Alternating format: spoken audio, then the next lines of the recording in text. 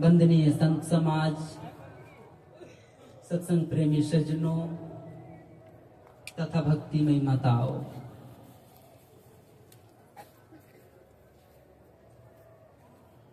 एक छोटी सी बहुत प्यारी सी कहानी है। एक सज्जन था, छोटा सा परिवार था। उस परिवार में पति और पत्नी, एक छोटी सी बच्चियां थी। बहुत सुखी परिवार था। पति और पत्नी में आपस में इतना प्रेम था, एक दूसरे पर विश्वास था कि छोटा सा घर, छोटा सा परिवार स्वर्ग के जैसा मालूम होता था।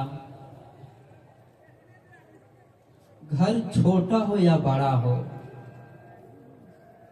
लेकिन उस घर में रहने वाले लोग किस ढंग से रहते हैं,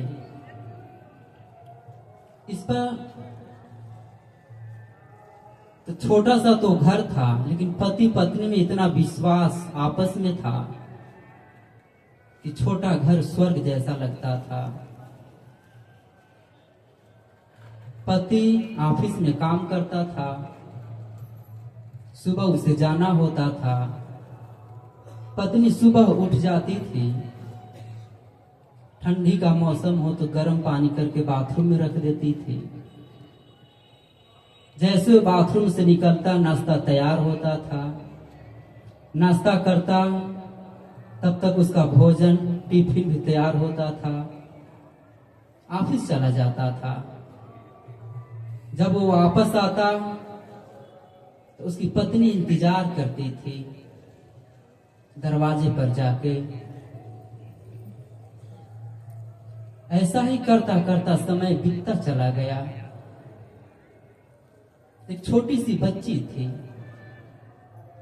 3 ही लोग रहते थे, पति पत्नी, एक छोटी सी बेटी। एक दिन अचानक उनकी पत्नी की तबीयत खराब हो जाती है। बहुत इलाज कराते हैं, लेकिन वो बच नहीं पाती है, उसकी मृत्यु हो जाती है।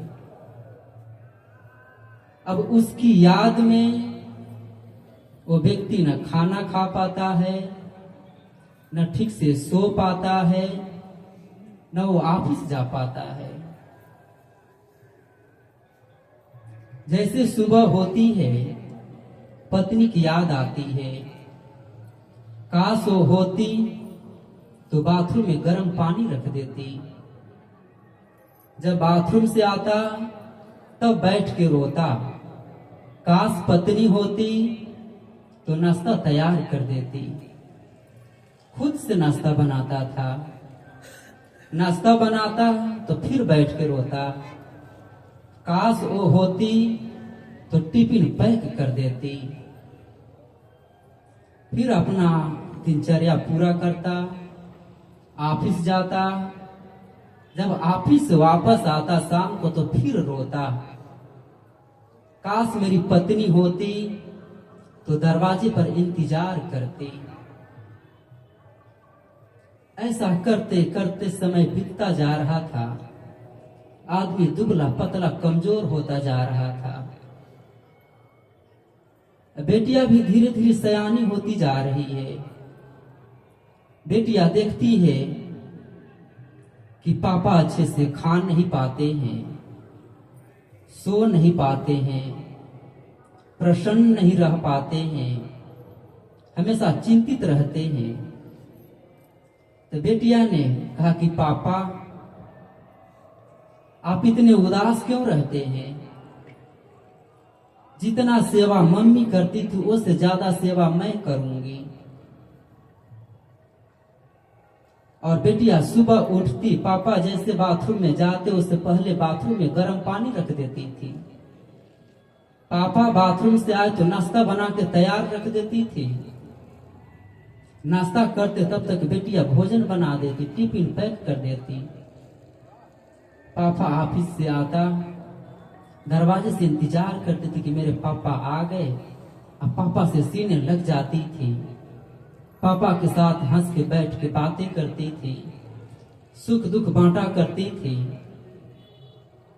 अब धीरे धीरे वो व्यक्ति अपनी पत्नी को याद को भूलता जा रहा है।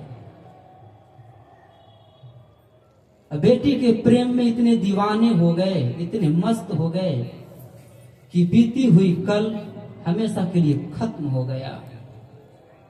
फिर उसका जीवन, उसका घर स्वर्ग जैसा हो गया। फिर पहले जैसे प्रसन्न रहते थे, प्रेम से भोजन करते थे, ऑफिस जाते थे, लेकिन संयोग या दुर्भाग्य अचानक उनकी बेटिया के भी मौत हो जाती है। अब वो व्यक्ति पागल सा हो जाता है, एकदम से टूट जाता है, लाचार हो जाता है कि पहले पत्नी चली गई, बेटियां संभाली, जब मैं संभला तो बेटी भी चली गई। अब उसका ऑफिस जाना बंद हो गया, भोजन करना बंद हो गया, रात में सोना बंद हो गया। हमेशा चिंतित, दुखी, उदास। दिन का समय था, वो बैठा था, बैठे बैठे स्वप्न देखता है कि वह स्वर्ग में चला गया है। स्वर्ग तो स्वर्ग ही होता है। तो स्वर्ग में देखता है देवताओं का स्वर्ग है, चारों ओर देवता बैठे हुए हैं, बीच में इंद्र अपने आसन पर बैठा हुआ है। कई लाइन में, जैसे हम लोग लाइन लगाते हैं जलपान के लिए, भोजन के लिए, ऐसे कई लाइनों में दिव्य सुंदरी युवती लाइन लगाई हुई है। सबके हाथ में दीपक है, सबके हाथ का दीपक जल रहा है। वो व्यक्ति स्वप्न देख रहा है कि लाइन लगी हुई है और उसमें सुंदर सुंदर नवयुवती है, सबके हाथ में दीपक जल रहा है, लेकिन एक ऐसी लड़की है जिनके हाथ का दीपक बुझा हुआ है। वह व्यक्ति सोचता है कि मैं जाऊं, इसके हाथ के दीपक जला दूं। वह धीरे धीरे धीरे आगे बढ़ता है। जब पास में जाता है तो देखता है कि वो कोई और नहीं है, उनकी खुद की बिटिया है। पूछता है कि अरे बेटी, सबके हाथ का दीपक जल रहा है, तुम्हारे हाथ का दीपक क्यों बुझा हुआ है?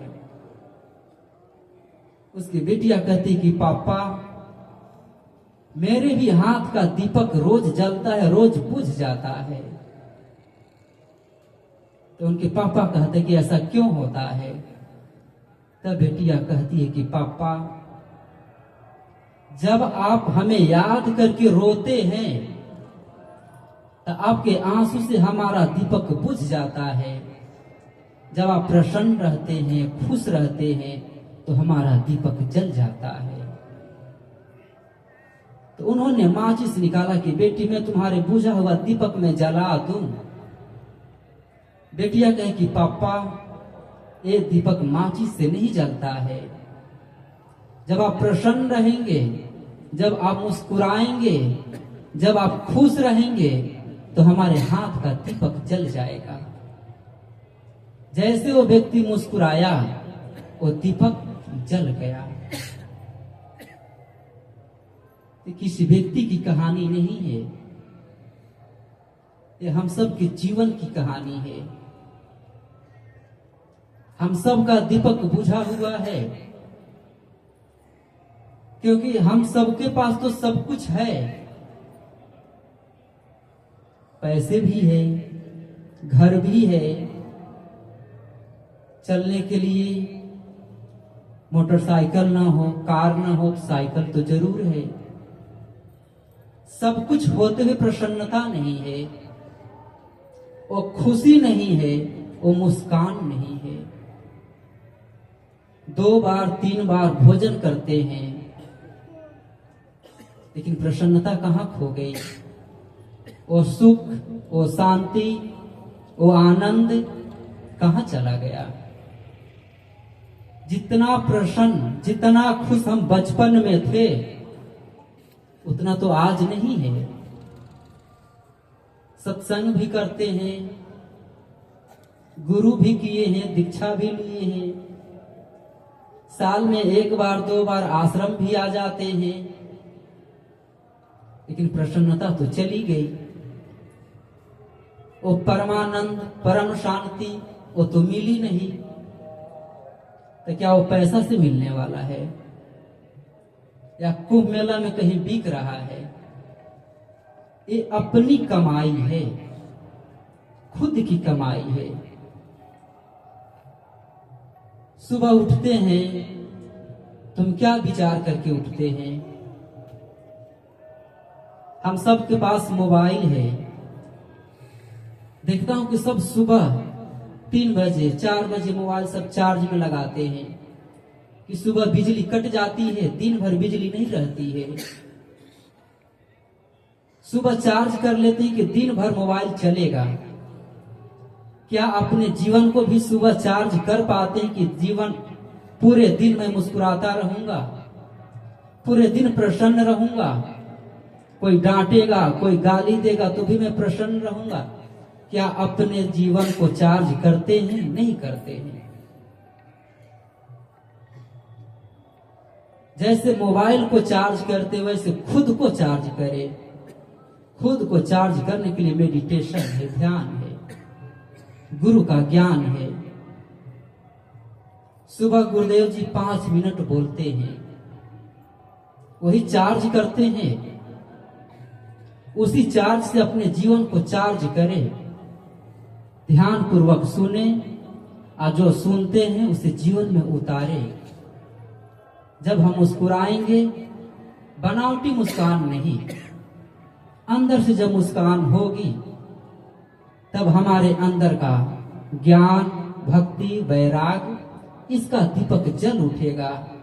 फिर हमारा यह मानव जीवन पाना सार्थक हो जाएगा, सत्संग में आना सार्थक हो जाएगा, गुरु से दीक्षा लेना, सत्संग सुनना सब सार्थक हो जाएगा। कब? जब हमारे चेहरे पर मुस्कान होगा, प्रसन्नता आएगी और अंदर से गुरु का ज्ञान आएगा। मुस्कुराना सीखे, प्रसन्न रहना सीखे। हमारा दिनचर्या कैसा हो इस पर सुबह विचार करें, तब जाके हमारा यह मानव जीवन पाना सार्थक हो पाएगा। कुछ देर मैं अपने विचार प्रस्तुत किया, अपनी वाणी को विराम देता हूँ। बोलिए सद्गुरुदेव की